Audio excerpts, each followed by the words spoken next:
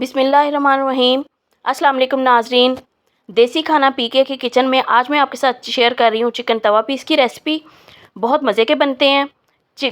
Chicken तवा piece बनाने के लिए मैंने 4 पीस लिए हैं चिकन के, क्वार्टर पीस हैं और चारों ही मैंने लेग पीस लिए हैं। आप अगर चेस्ट पीस लेना चाहें तो वो भी ले सकते हैं।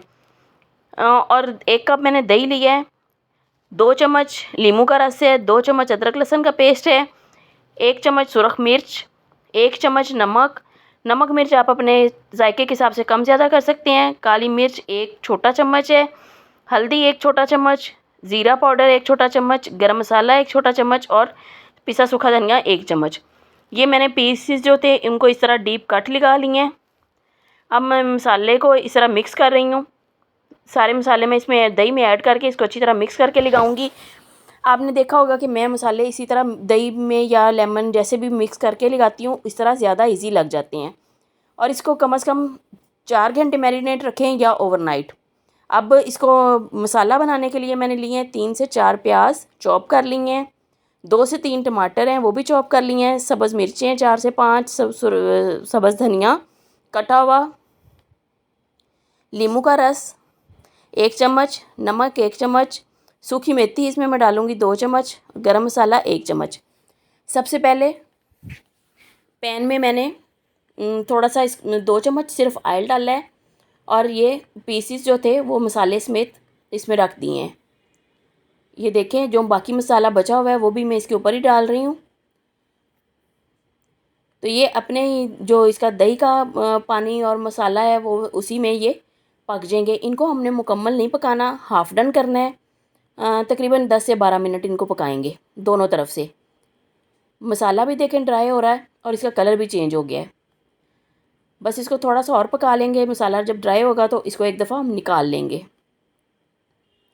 ये देखें दोनों तरफ से इस तरह पक गए हैं, कलर चेंज हो गया है इनका काफ़ी हद तक, लेकिन अभी इनका ज़्यादा डार्क कलर नहीं हुआ। ये अंदर से इनका मसाला खुश्क हो गया और ये पक चुके हैं।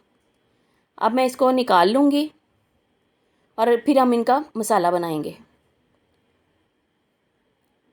आप मेरी रेसिपी ज़रूर देखा करें, मुझे बताया करें कमेंट्स में कि आपको मेरी रेसिपीज़ कैसी लगती हैं। मेरे चैनल को सब्सक्राइब करें और इसका लिंक अपने फ्रेंड्स एंड फैमिली के साथ भी शेयर करें ताकि सब लोग मेरी वीडियोस देखें। अब यहाँ पे इस स्टेज पे मैं जो पीस हैं वो निकाल के एक साइड पे रख रही हूँ और इसका मैं मसाला बनाऊँगी। ये देखें मसाला इसका पूरा खुश्क हो चुका है। अब इसी में जो मसाला इसका बचा हुआ है इसको हम वेस्ट नहीं करेंगे, इसी में मैं बाकी चीज़ें डालूँगी। ये देखें पीस ये मैंने निकाल लिए हैं। अब मैं इसमें प्याज जो मैंने बहुत अच्छे बारीक से चॉप किए हुए हैं वो डाल के तो इसको थोड़ा सा मैं पकाऊंगी, थोड़ा सा हल्का सा प्याज का कलर चेंज करने तक। 1-2 चम्मच ऑयल की अगर ज़रूरत है और डाल दें। मैंने यहाँ पे इसको 3 से 4 मिनट ढक दिया था ताकि प्याज जल्दी नरम हो जाए। अब मैंने चॉप किए हुए टमाटर भी डाल दिए हैं और इसको थोड़ा सा मैं मज़ीद पकाऊंगी ताकि थोड़े से टमाटर भी सॉफ्ट हो जाएं। अब मैंने इसमें सब्ज़ मिर्चें और नमक डाल दिया है।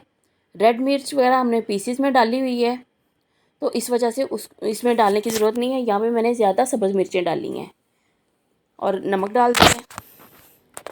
अब ये जब तकरीबन हाफ़ डन मसाला भी हो गया था, नरम हो गए हैं प्याज और टमाटर, तो उसमें मैंने पीस रख के इनको मैंने ढक दिया है।